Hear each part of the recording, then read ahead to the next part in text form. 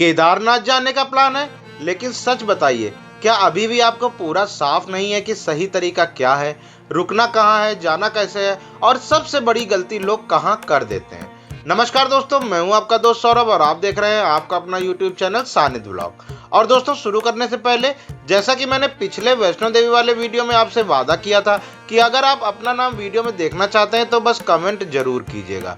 तो आज सबसे पहले दिल से धन्यवाद देना चाहता हूं मैं पवन अग्रवाल जी का। सौप्सी जी नागपुर महाराष्ट्र से लिखते हैं, उनका भी दिल से धन्यवाद। विकास कुमार जी का धन्यवाद। हमारी बहन अर्चना सुर्वे जी का धन्यवाद। मोहित सिंह जी हरदोई उत्तर प्रदेश से लिखते हैं, उनका भी धन्यवाद। असित जी का भी बहुत धन्यवाद। आप सभी का दोस्तों बहुत बहुत धन्यवाद। आपका प्यार और भरोसा ही इस चैनल की असली ताकत है। और जिन भी दोस्तों ने सवाल पूछे थे उन सभी को मैंने पर्सनली रिप्लाई कर दिया है। अगर किसी का सवाल डिटेल में समझाने लायक होगा तो उस पर मैं अलग से एक डेडिकेटेड वीडियो भी जरूर बनाऊंगा।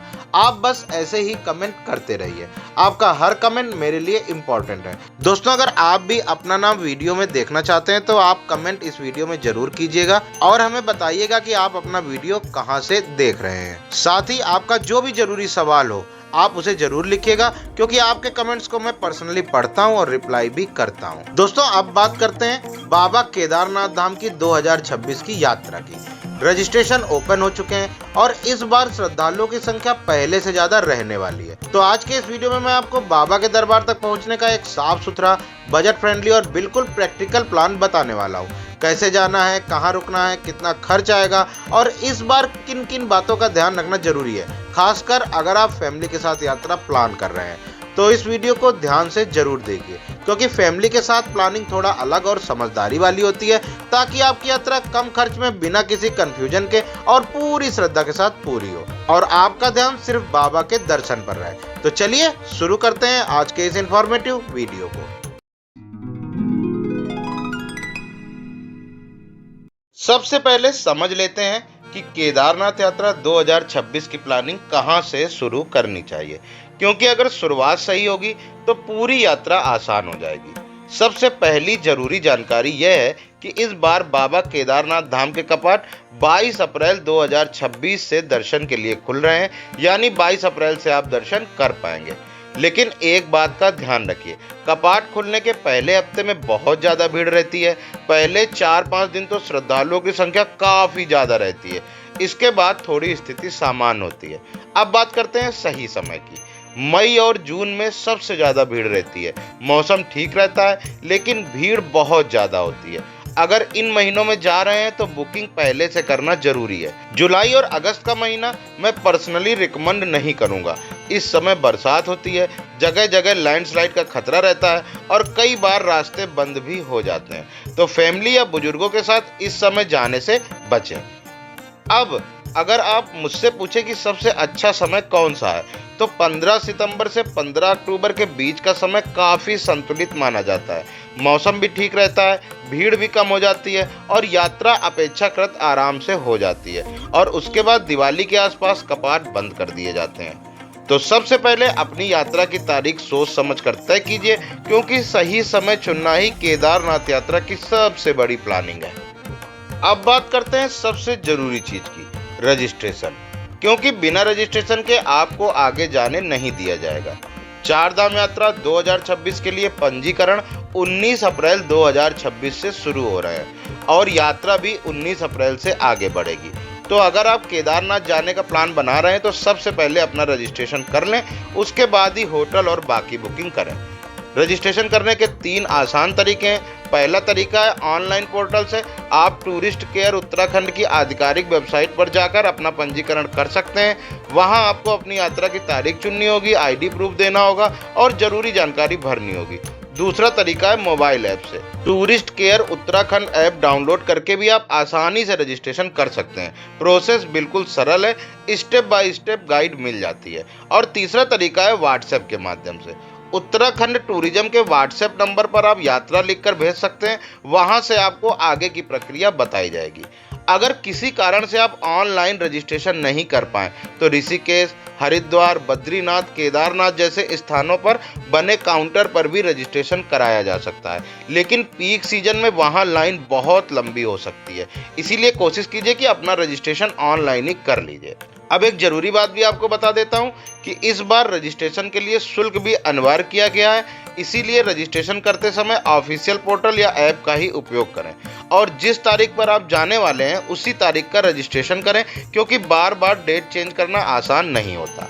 तो सबसे पहले अपनी तारीख तय करें, फिर तुरंत रजिस्ट्रेशन करें, उसके बाद स्टे और ट्रेवल प्लानिंग शुरू करें। यही केदारनाथ यात्रा 2026 की सही शुरुआत है।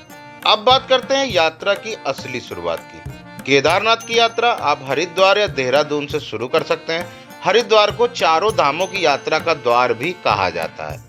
ज्यादातर श्रद्धालु यहीं से अपनी यात्रा शुरू करते हैं, क्योंकि यहाँ रेलवे, बस और टैक्सी तीनों सुविधा आसानी से मिल जाती है। अगर आप ट्रेन से आ रहे हैं तो हरिद्वार रेलवे स्टेशन उतरिए। अगर फ्लाइट से आ रहे हैं तो देहरादून का जॉली ग्रांट एयरपोर्ट सबसे नज़दीक है, वहाँ से आगे टैक्सी या बस मिल जाती है। अगर आप बस से जाना चाहते हैं तो हरिद्वार बस स्टैंड से आपको सीधे सोनप्रयाग के लिए बस मिल जाती है। देहरादून और ऋषिकेश से भी बसें चलती हैं। किराया लगभग 600 से 700 रुपए के आसपास रहता है, जो सीजन के हिसाब से थोड़ा बहुत ऊपर नीचे हो जाता है। हरिद्वार से सोनप्रयाग जाने वाली ज़्यादातर बसें सुबह लगभग 9 बजे तक ही निकलती हैं। तो अगर बस से जाना है तो समय से पहुंचना बहुत ज़रूरी है। अगर बस से जा रहे हैं तो कोशिश कीजिए कि सीधे सोनप्रयाग तक पहुंचिए, क्योंकि आगे की यात्रा वहीं से व्यवस्थित तरीके से शुरू होती है। अगर आप टैक्सी से जाना चाहते हैं तो हरिद्वार से आपको सीधे सोनप्रयाग रूट के लिए टैक्सी मिल जाती है। आने जाने का चार्ज लगभग 8 से 10 हजार रुपये होता है, जो गाड़ी के प्रकार और सीजन पर निर्भर करता है। हरिद्वार से शेयर्ड जीप और बोलेरो भी मिल जाती है। इसका किराया लगभग 1000 से 1100 रुपए तक के बीच में रहता है। अगर आप अकेले या 2 लोग हैं तो शेयर्ड जीप एक किफ़ायती विकल्प है। हरिद्वार से आगे का मुख्य रूट इस प्रकार रहता है, जैसे अब हरिद्वार से ऋषिकेश, देवप्रयाग, श्रीनगर, रुद्रप्रयाग, अगस्त्यमुनि, गुप्तकाशी, फाटा होते हुए आप सोनप्रयाग पहुंचते हैं। कागज पर यह दूरी लगभग 230 किलोमीटर है, लेकिन पहाड़ी रास्ता होने के कारण 10 घंटे आराम से लग जाते हैं। अगर आप अपनी कार से जा रहे हैं तो मेरी सलाह यह है कि हरिद्वार से सुबह जल्दी निकलिए, क्योंकि जितना जल्दी निकलेंगे उतना अच्छा रहेगा। अगर आप सुबह 5 या 6 बजे निकल जाते हैं तो शाम तक आराम से गुप्तकाशी, फाटा या सोनप्रयाग पहुंच जाएंगे। देर से निकलेंगे तो पहाड़ी ट्रैफिक और जाम की वजह से परेशानी भी हो सकती है। और ध्यान रखिए कि सोनप्रयाग से आगे निजी वाहन नहीं जाते, वहां पार्किंग में आपको अपनी गाड़ी खड़ी करनी होगी। उसके आगे गौरीकुंड तक शेयर्ड जीप से जाना होता है और गौरीकुंड से लगभग 16 से 18 किलोमीटर का ट्रैक शुरू होता है। तो आप चाहे बस से जाएं, टैक्सी से या अपनी गाड़ी से, पहले दिन का लक्ष्य यही होना चाहिए कि आप शाम तक गुप्तकाशी, फाटा या सोनप्रयाग पहुंच जाएं, और यही सबसे प्रैक्टिकल तरीका है। अगर आप हेलीकॉप्टर से केदारनाथ जाने वाले हैं तो आपका प्लान बिल्कुल अलग रहेगा।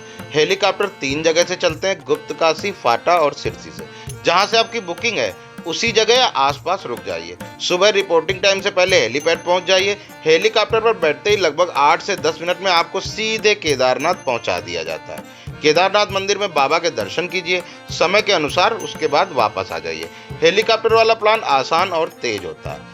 अब बात करते हैं पैदल यात्रा की। अगर आप पैदल केदारनाथ जाने वाले हैं तो आपका बेस कैंप रहेगा सोनप्रयाग। सोनप्रयाग पहुंचकर आपको वहीं रुकना होगा और अगली सुबह जल्दी यात्रा शुरू करनी है। और अगर आप अपनी गाड़ी से आए और रात को गुप्तकाशी, फाटा या सिरसी में रुके हैं तो सुबह जल्दी उठकर सबसे पहले सोनप्रयाग पहुंच जाइए। वहीं से आगे की यात्रा व्यवस्थित तरीके से शुरू होती है।